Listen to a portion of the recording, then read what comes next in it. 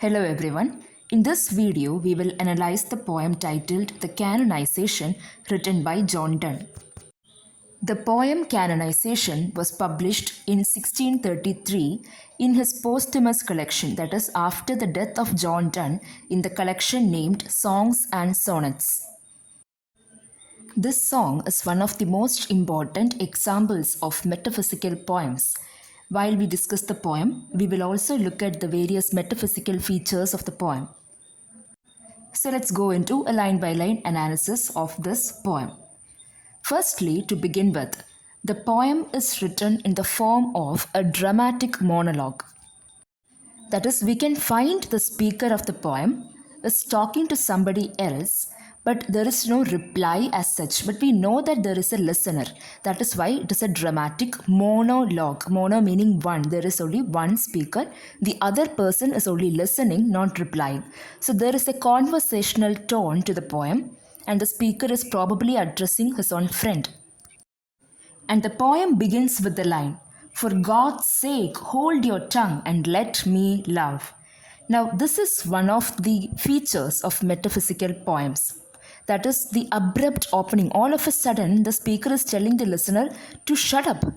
Oh, for God's sake, just hold your tongue, just keep quiet and let me love.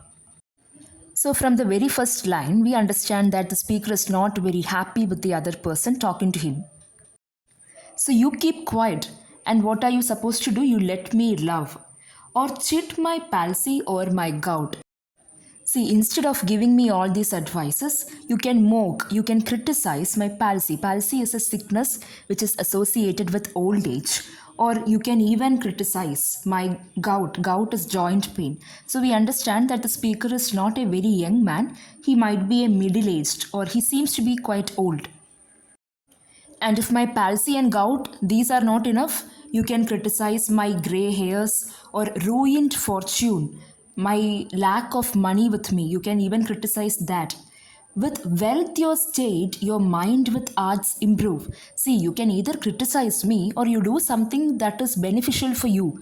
You go and do something that will give you more income. You improve your wealth, your financial status, or you improve your mind with arts. Or you can just go take a course. You get you a place meaning you get yourself into a good position, a higher position, high rank. Or observe his honor or his grace. And what could you do? You can get a position, you can try to get a patron, and then you try to please him, you try to get his respect. So patron would be a person who gives financial assistance, aid to the people under him. So you find yourself a patron and try to gain respect from him. Or the king's reel, you try to please the king, you win some royal favors. Or his stamped face. Stamped face refers to coins with the face of the king stamped on it. So you either try to get the favor of the king or you try to get some money from him. Contemplate. You sit and think what you will, what you are going to do. Approve. So you will let me love. You sit, think, do whatever you want, whatever pleases you, and just stop interfering, stop advising me, and just let me love. So in the first stanza, we are meeting a lover who is very much tired of having his friend walk around him and telling him something which is not very pleasing to him. So Donne has given a very dramatic opening to this poem, and we can see the frustration of the speaker even from the first line. Now moving on, in the second stanza, we can find that the speaker is using a lot of hyperboles. We have a lot of questions coming on here. So he's asking, "Alas, alas, who is injured by my love?" Now tell me, is the world facing any problem because of my love? Is there anyone who has got injured because I am in love with this woman? What merchants' ships have my sighs drowned? Because of my sighs, is there any ship that has been drowned in the sea before? When we read this line about the ships being drowned by the sigh, we are reminded of Sigh Tempest from the poem A Valediction Forbidding Morning. The same hyperbole is used here. Who says my tears have overflowed this ground? Has any ground been flooded, overflowed because of my tears? Imagine the kind of exaggeration he is using. Hyperboles are exaggerations. Now, have you found anybody injured by my love? Did any ship get drowned because of my sighs? Did any ground get flooded because of my tears? When did my colds a forward spring remove? Here, cold could mean the ups and downs in a relationship. It could refer to a phase in their relationship when these both were not very passionate or they were not so much into each other. So he's asking the listener, has your spring been postponed because we had some ups and downs in our relationship? Or when did the heats which my veins fill add one more to the plaguey bill because of the heat, because of the passion that we had in our relationship? Did we add one more death to the plaguey bill? Plaguey is the black death. Plaguey refers to the black death, plague. So they had this list of people who died in black death. So because of the heat, the passion of our relationship, did anyone die? Did you have to add another name to the list? So the speaker simply couldn't understand why is the world affected by this? Why should the world care? Nobody has been injured by my love. So no one has to care. So these arguments, it kind of reminds us of the poem Tell Me Why, written by Andrew Marvell. Similar kinds of arguments is used by Marvell in his poem. And then he says, soldiers find wars, and lawyers find out still litigious men, which quarrels move, though she and I do love. So it's not like since we have started to be in a relationship, soldiers do not have any more wars to fight. Soldiers have more and more wars coming up every now and then without no purpose. And then there are these lawyers. Lawyers could find out people with cases even though we are in love. We are not causing any sort of trouble to either the soldiers or the lawyers. So the poem is moving forward like a heated argument. The poet is very much frustrated. He is continuously giving out logical arguments to the listener in front of him. This argumentative tone is a feature of metaphysical poem. Even in To His Coy Mistress by Andrew Marvell, you find Andrew Marvell telling the woman, see, your shyness could be explained if we had enough time.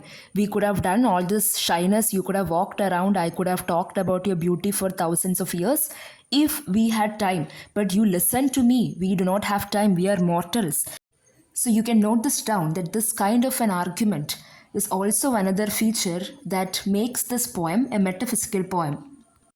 And then he says, call us what you will, we are made such by love. So now here the speaker is glorifying their love. You call us whatever you want, call us whatever you think this is, but we are not going to be affected by any of it. Our love is not an earthly love that is going to be affected by what people say. Call her one and me another fly. You can say that we both are flies. Again, another feature of metaphysical poems known as metaphysical conceits. That is, this is a technique used by metaphysical poets. They use images, they use contrast, which we would never think of, we would never imagine about. Like how in Valediction Forbidding Morning, John Donne talks about the lovers and compares them to a compass. Same way, here the lovers are being compared to several such conceits like fly, tapers, eagle and the dove, the phoenix. We wouldn't imagine that a lover could be compared to these things. But that is the kind of far-fetched comparisons that metaphysical poets use. So why would the listener be calling them flies?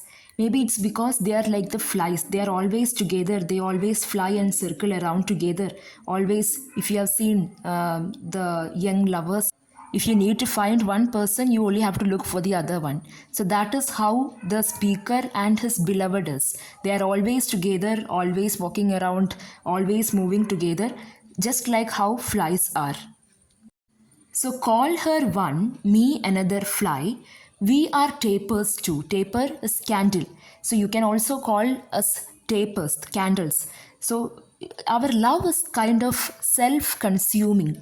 You can't always expect a productive income out of this relationship. Sometimes, yes, the speaker agrees that this love is self consuming. We are losing ourselves in it.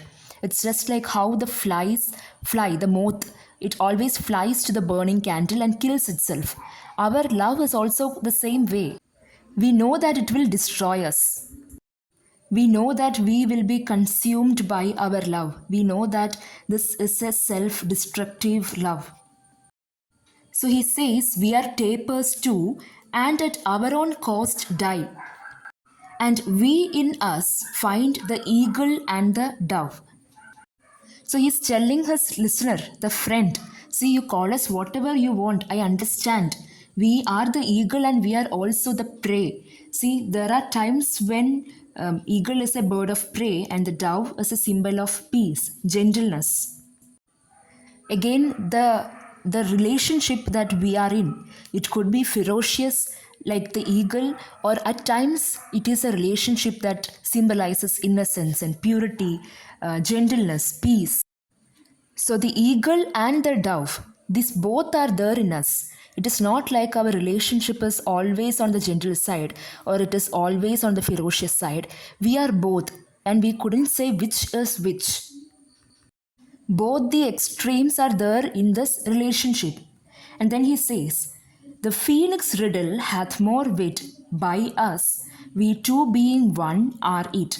So to one neutral thing both sexes fit.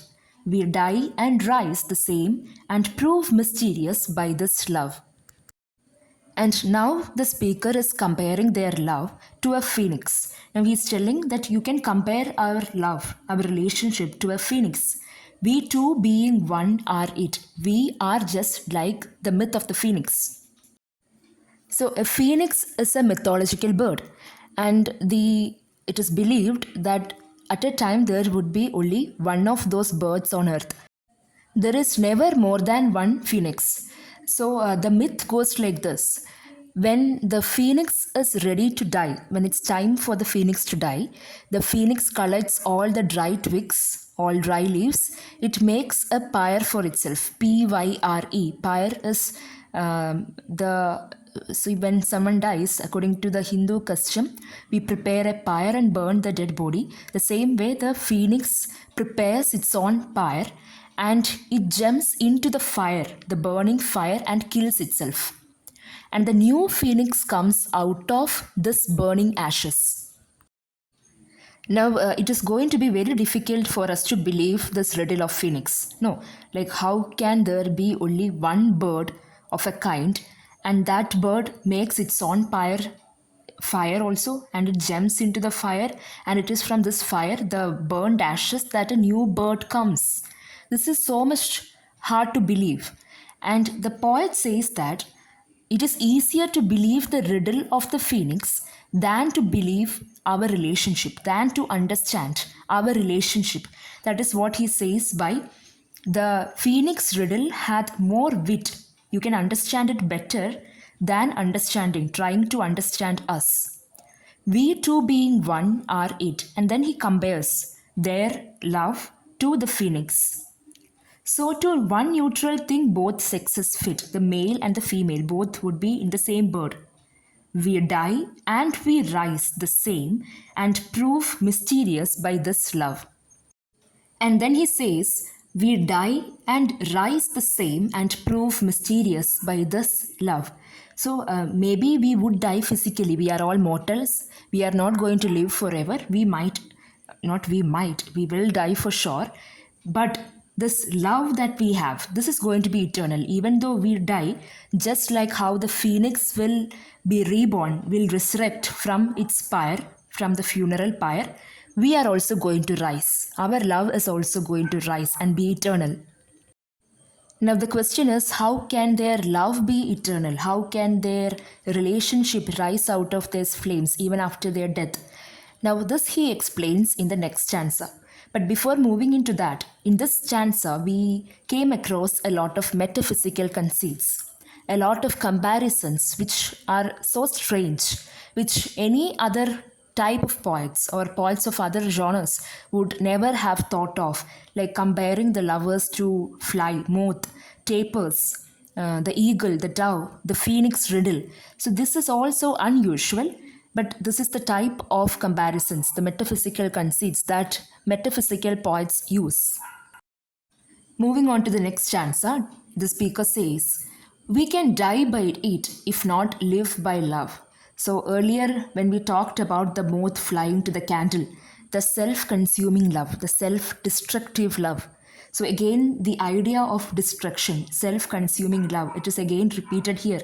We can die by our love if not live by love, and if unfit for tombs and hearsay. Now, we are not people of importance. We are not legends, so do we say. We are just common people. We are just common lovers.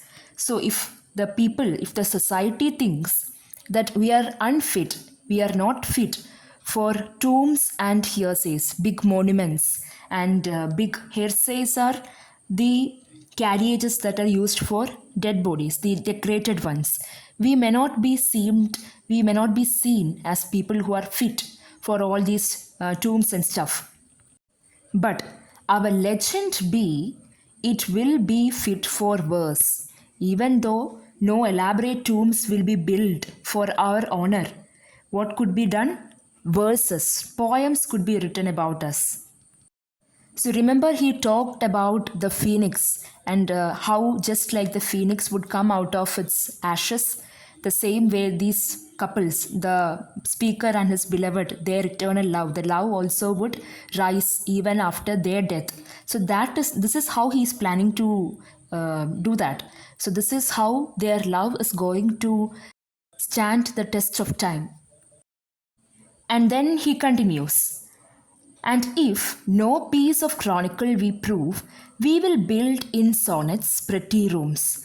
And if chronicle is the history, if people, the society don't think that we are worthy enough to write our history, to write about our story, it's okay, because we are going to be there in some sonnets, some poetry. There would be poetry written about us.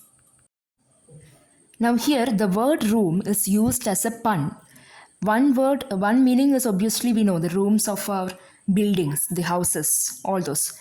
And the other meaning of room could be the stanzas of poems, the stanza of a sonnet. So even though history books wouldn't be written about us, our names will make it into the stanzas of poetry. Again, the speaker continues saying, "As well a well-wrought urn becomes the greatest ashes, as half-acre tombs, and by these hymns all shall approve us canonized for love." Now, even if a body is buried in a half-acre, such big tombs, or if it is simply buried in a well-wrought urn.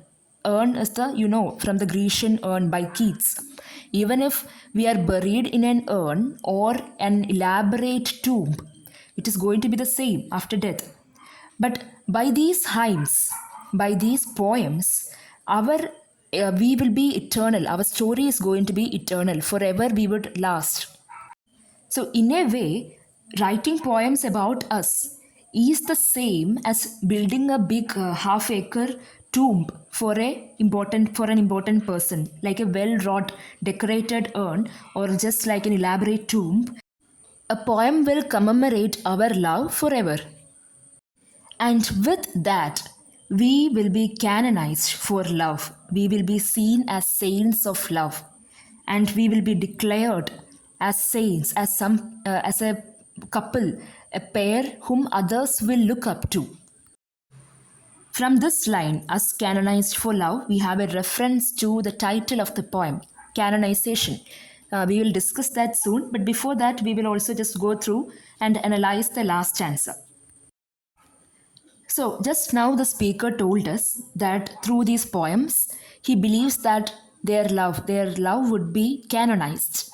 Now, canonization, it is a procedure in Christianity wherein people who have led a very divine spiritual life after their death for their good deeds, they are canonized. They are given the position of saints and they are canonized. So here he is using this term, canonization, canonized. they will be canonized for their good deeds, and here the speaker wants to be canonized for his love. And after canonization, the speaker continues telling, and thus invoke us. Now he wants not only that he is canonized, he is believing that once he and his beloved is canonized, their love is canonized, the people are going to invoke them, they are going to pray to them. And what will they pray? What will they say? Here it is. You whom reverent love made one another's hermitage.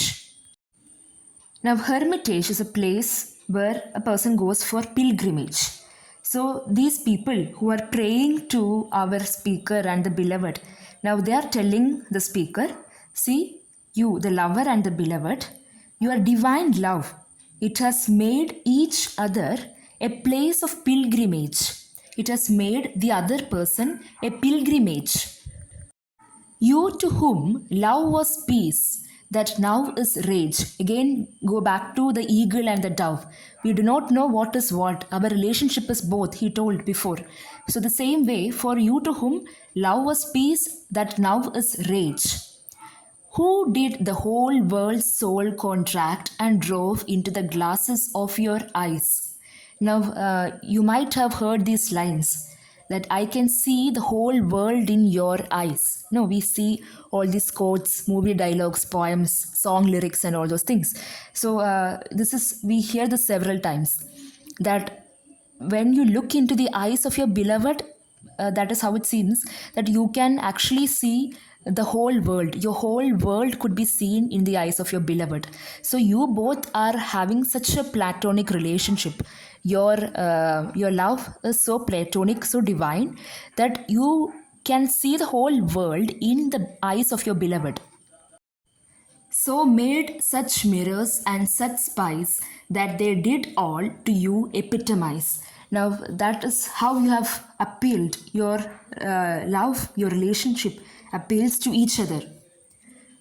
Countries, towns, courts beg from above a pattern of your love. You can see in each other's eyes countries, towns, and courts. And we beg, we pray, we are requesting. What is the prayer of these people? That they want a pattern, they want something that is similar to this. So these people are praying to God that they also want to have something that is true, divine, passionate, just like the speaker and his beloved. So when we go through this last stanza, we come across some words like invoke, reverent, and in the earlier stanza we had the word canonized. These are the type of words that we would normally only use in a religious context. This is not the kind of words that we would use for something that is so earthly, for a physical relationship or something very carnal. But Donne uses this in his poem. And thus coming to our title, the Canonization. Now, while discussing the title, I would like to refer to Cleanth Brooks and his works Well-Wrought Urn. Now, this is a work written by Cleanth Brooks to show the importance of paradox. Paradox is contrast. You use two different ideas, two contrasting ideas, so that you can emphasize your point. So here Cleanth Brooks uses the poem The Canonization by John Donne as one of the examples of using paradox. So this paradox or this idea of contrast begins just right from the title of the poem, The Canonization.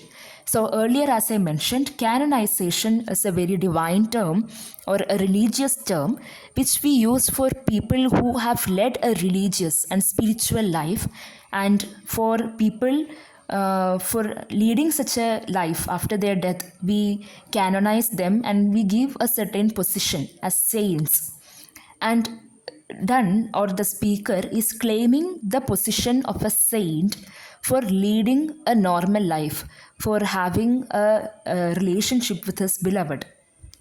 So right from there, the beginning of the poem, we can see the contrast. Now the title might deceive the readers because seeing the title, the canonization, the first assumption of the readers about the poem would be that this is a religious poem. because that is what this title suggests. But going on through the poem, we understand that it is not the case. So, thus, Cleanth Brooks used this poem in this work, Well Wrought Urn, and he says, paradox to Donne is an inevitable instrument. That is, Donne has used this paradox in almost many of his poems. And Brooks is in support of it. He says that paradox is an essential element of a good poem. So he agrees with Donne's use of a divine approach, divine words used to represent something that is physical, the physical equivalent to divine. The romantic life of worldly lovers are compared to the divine love of the people, the humans, unworldly people. And yes, if you notice, that is what makes this poem interesting. If you take out these elements of spirituality from the poem would merely look like any other cavalier poetry, that is poetry that simply which did not have any elegance or scholarly depth. So this features the metaphysical conceits, the abrupt opening. Remember, for God's sake, hold your tongue. That is how he opens the poem. So the abrupt opening, the hyperboles, the religious tone to it, all these add up to making it into a metaphysical poem. And the poem ends with a positive note in the end. The poem, even though in the beginning it's very argumentative, the speaker is in a frustrating mood, by the end of the poem, it unravels all his ideas about how he is going to represent his love on an everlasting platform or in the poems, sonnets, and thus ends in a positive note. And with that, we come to an end to the discussion on this poem, The Canonization, written by John Donne. I hope you have understood. Let me know your suggestions in the comment section. Please like, share, and subscribe. Thank you so much for watching.